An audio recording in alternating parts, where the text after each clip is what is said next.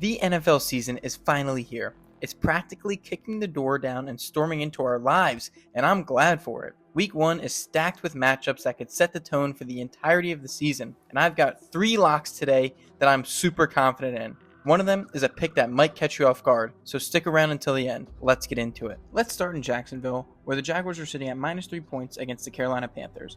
The Jaguars went all in this offseason after having a poor season last year. Their wide receiver room is completely maintained and reloaded. For example, Brian Thomas Jr. brings back size and explosiveness. He had 1,282 receiving yards, 87 receptions, and 10 touchdowns, which is the most by a first-year player in team history. And pairing him with first-round pick Travis Hunter is insane. If you don't know who Travis Hunter is, you're completely living under a rock.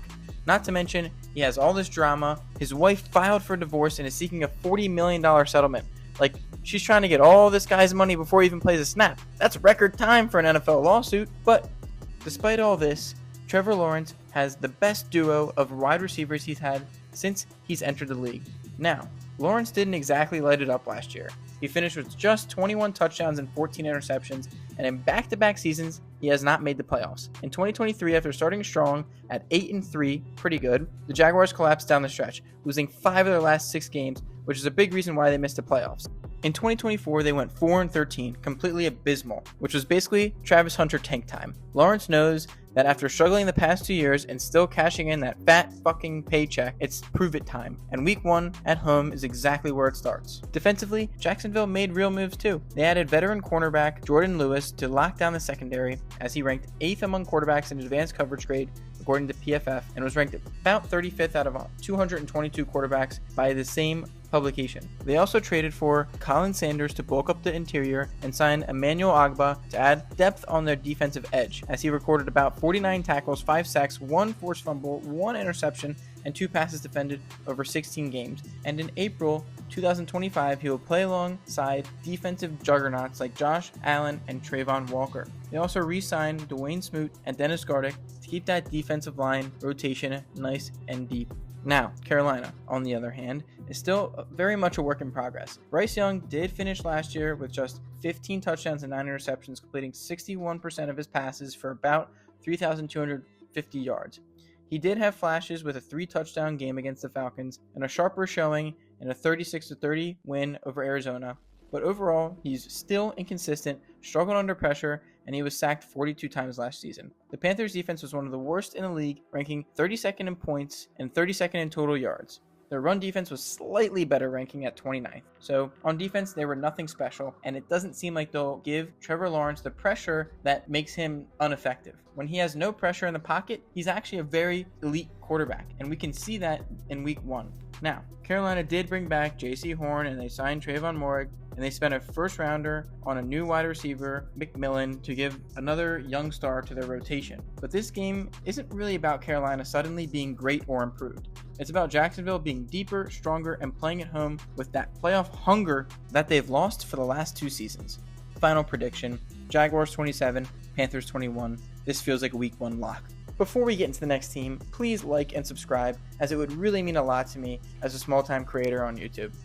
Next up, I like the Chicago Bears plus 1.5 against the Minnesota Vikings. Let's talk Caleb Williams, the man, the myth, the first-year not-so-legend. In his inaugural season, he faced one of the most challenging situations for a young quarterback, a bad offensive line ranked bottom half of the league. Despite this adversity, he did complete 62.5% of his passes, amassing about 3,500 yards, 20 touchdowns, and just 6 interceptions. His passer rating stood at 87.8, and he also contributed almost 500 rushing yards on the ground. Notably, he set a Bears record with 353 consecutive passes without an interception, which shows he has elite caliber, he just did not have the right team. This was the 4th longest streak in a single season in NFL history, and this was as a rookie. However, Williams was sacked 68 times, again, speaking to the point that he didn't have the right team. This was the highest in the league, underscoring his urgent need for offensive line improvement. Recognizing this, the Bears were smart and made some significant moves to bolster their offensive line this offseason. They acquired 3 veteran linemen, Joe Thuney, an all-pro guard previously with the Chiefs, Jonah Jackson, a seasoned guard from the Rams, and Drew Dahlman, a center signed via free agency.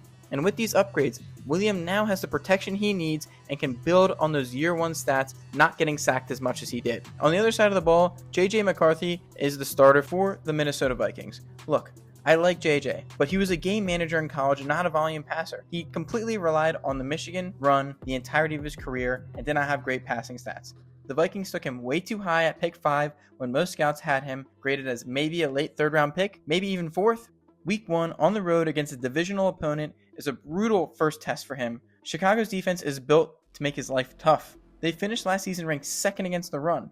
And again, this will give him fits as he relied majorly on the run game in college, not so much on his arm, which people tend to disagree with me with. Not to mention, the Bears' defense is not that bad. They could compete. They have some really good additions, including veteran defensive tackle Grady Jarrett and edge rusher Dayo, I can't pronounce the last name, via free agency, along with veteran defensive back Trey Flowers and defensive lineman Tona, can't pronounce the last name again, through free agency and roster moves. The Chicago Bears enter 2025 with Declan Doyle as their new offensive coordinator, replacing Shane Waldron, who was fired midseason in 2024. Doyle, who started his NFL career with the Saints in 2019 and most recently served as Denver Broncos tight ends coach from 2023 to 2024, brings a fresh approach to the Bears offense under head coach Ben Johnson, which in my opinion was their best and most important offseason addition. With a new and younger coaching staff that will help Williams beat up on the Vikings even more, using play action and versatile formations to get Williams into rhythm quickly in games.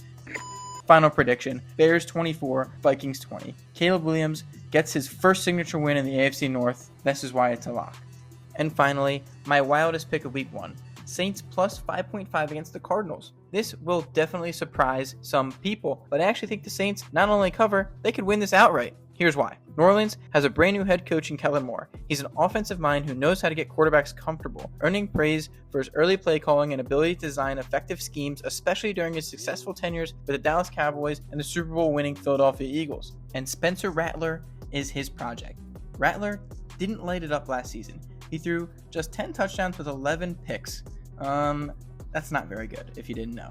But he has raw talent. Well, somewhat raw talent. He was good in college in his start, but had a rocky finish. But Moore's system is designed to limit mistakes. He doesn't need to be a star in week 1. He just needs to not lose the game and, most importantly, not make any mistakes and turnovers. The Saints offense is more loaded than people realize. Chris Olave is an elite wide receiver 1. He did have a challenging year last year marked by injuries. He played in only 8 games, recording 32 receptions for about 400 yards and 1 touchdown. However, Rashid Shaheed is back healthy, and they brought back Brandon Cooks to stretch the field. They also rebuilt their offensive line by drafting Calvin Banks, who many called the best tackle in the class. Protect Rattler, and this team can score points. Meanwhile, Arizona is not as good as they may seem. Kyler Murray did deliver a strong performance for the Arizona Cardinals in 2024, showcasing his dual threat abilities. Over 17 regular season games, he completed 372 of 541 passes, about a 68.8% completion percentage, for close to 3,900 yards, 21 touchdowns, and 11 interceptions, achieving a passer rating of 93.5. Still, even with their offense being good and maybe improving this year, the defense is far from elite. They rank 21st in total defense and 17th in scoring defense. Arizona allowed 342.5 and 22.3 points per game last year. With a new and upcoming from about 6 feet under the ground, the Saints team with a disciplined game plan could exploit certain defensive weaknesses for Arizona, control the clock, and methodically put themselves in a position to win. Ideally, they are trying to replicate the first 2 weeks of last year. The New Orleans Saints actually dominated in those 2 weeks, if you do not remember. They beat Carolina 47-10 in week 1 and beat the Dallas Cowboys 44-19 in week 2 before completely falling apart. This game, most assume Arizona's offense will steamroll the entirety of the Saints team. However, I don't see it the same way. 5.5 points is a way too high line for the Saints at home. Final prediction, Saints could lose, but I'll give them the 24-21 win against Arizona in week 1. Alright, so there you have it. My 3 week 1 locks. Jaguars -3, Bears plus 1.5, and Saints plus 5.5. Bookmark this video because I'll be keeping receipts all year and seeing how good I do. Drop your week 1 picks in the comments. Let me know which of mine you agree with. And don't forget to subscribe because every single week I'll be breaking down the best bets, underdog stories, and NFL surprises.